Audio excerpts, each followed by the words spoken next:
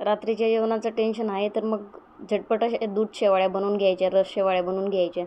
तर मला तर बरं नाही आहे म्हणून तर आई म्हणत होती रस, आंब्याचा रस आणि शेवाळ्या बनवून घेऊया. पण म्हटलं दूध शेवाळ्या बनव.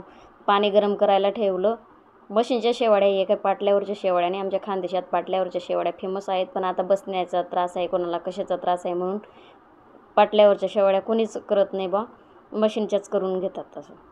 तर पाणी गरम झालं आहे, करायला ठेवलं आहे. झालं आहे का नाही ते आई पाहते. परत नाही झालं अजून गरम करायला. परत गॅसची फ्लेम वाढून ठेवली. पाणी चांगलंच गरम झालेलं आहे आता.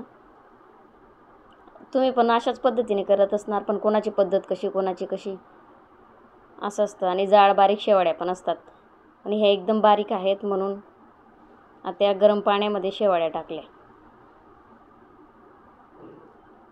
आणि काय नाही, झटपट 10 मिनटात होऊन जातात ते. म्हणून रात्रीचं जेवणाचं टेन्शन जर आलं ना तर झटपट अशा शेवाळ्या बनवून घ्यायच्या. आणि त्याच्यासोबत जर कोणाला गोडच आवडत नसेल तर खिचडीसुद्धा करू शकतात थोडी तोंडी लावायला.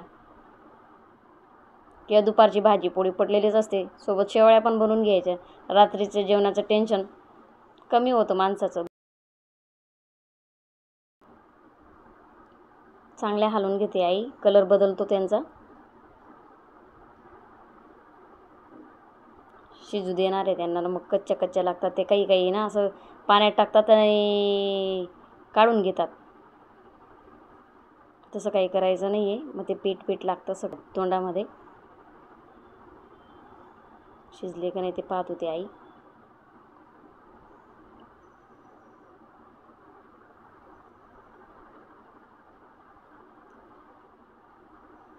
अजून होऊ देणार आहे. या दिवसात आंब्याचा सीझन असतो म्हणून रस आणि शेवाळ्या भरपूर लोकांना आवडतात. पण आमच्या घरी काही जणांना आवडतात, काहींना दूध शेवाळ्या आवडतात म्हणून दूध शेवाळ्याच बनवते आई. गॅसची फ्लेम वाढवून दिलेली, लवकर व्हायला पाहिजे. आता झालेल्या आहे शेवाळ्या. या चाळणीने गाळून घेतलेल्या आहे